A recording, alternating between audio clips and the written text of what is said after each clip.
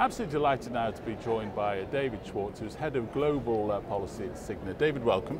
Thank you for having me. So Head of Global Policy, just give us a little taste of what that means. So across the enterprise, we try to monitor all sorts of trends, legislative trends, regulatory trends, domestically and internationally.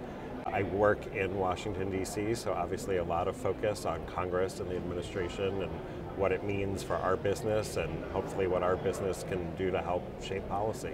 So one of the main things, obviously, from your perspective in this last year has been healthcare reform. So could you give us a little bit of a snapshot of what has happened? Sure. So Congress tried to repeal and replace the Affordable Care Act, or Obamacare. Spent a good portion of the year working on that, and they were not successful. But lots of discussion about changes to the ACA as it's known. There's now potential for a bipartisan, much smaller package that they're calling a market stabilization package, try to shore up the individual market in particular. That's currently working its way through Congress, and we'll see if they're able to get it done this year.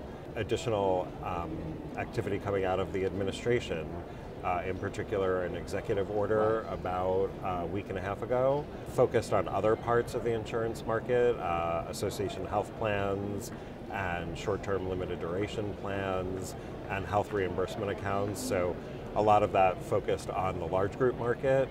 We will see additional regulatory activity on all of those issues coming out of the relevant government agencies over the next few months. From an observer's point of view, is it a little bit of a jumble of sort of things going on? So what do you think is going to come next? So I think we'll see a renewed push for repeal and replace, most likely in 2018. Hard to know what the outcome of that will be.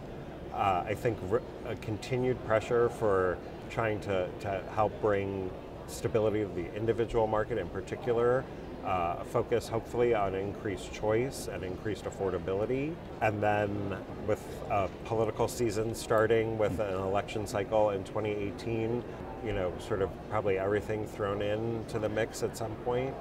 Well, from Cigna's point of view, what are your priorities for 2018? So Cigna has a long history of supporting, every individual's access to high quality, affordable coverage, sure, regardless of the source of that coverage, whether it's an employer, a government program, or through the individual market.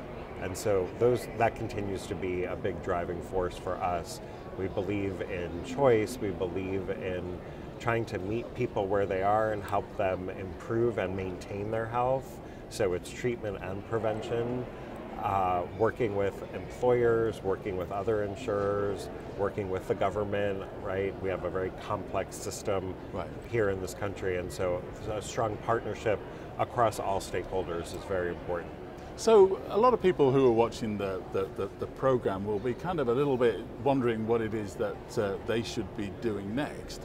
So what should employers be doing? So that's a great question. Right now, the Affordable Care Act is still the law of the land, and all of the rights and requirements that it contains continue to be enforced today. So employers still need to comply with the mandate, for instance, and the reporting requirements.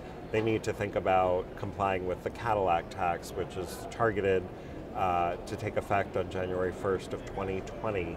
And even though more than half of employers predict that their plans will trigger the tax, and Cigna and a whole group of like-minded entities are trying to fight for repeal, it is still important for employers to think about complying with it. It's still on the books, as they say. Wellness programs is another thing employers should be paying attention to. There's a lot out there, but I think those are sort of the big ones. And I guess my final question would be, it's quite a daunting list. What are some of the resources, what's some of the help available for employers to be able to do that? So we at Cigna are very proud to offer some valuable resources. We have a website called informedonreform.com, and there's a wealth of information for employers there. We also have a really great interactive tool called Your ACA Roadmap, where if an employer enters certain demographic information, it will help them better understand what their compliance burdens are. for the ACA and for some of the individual policies that I mentioned. Well, David, thank you very much indeed for taking the time to join us and go through all that, and best of luck with it for 2018. Thank you. My pleasure. Thanks for having me.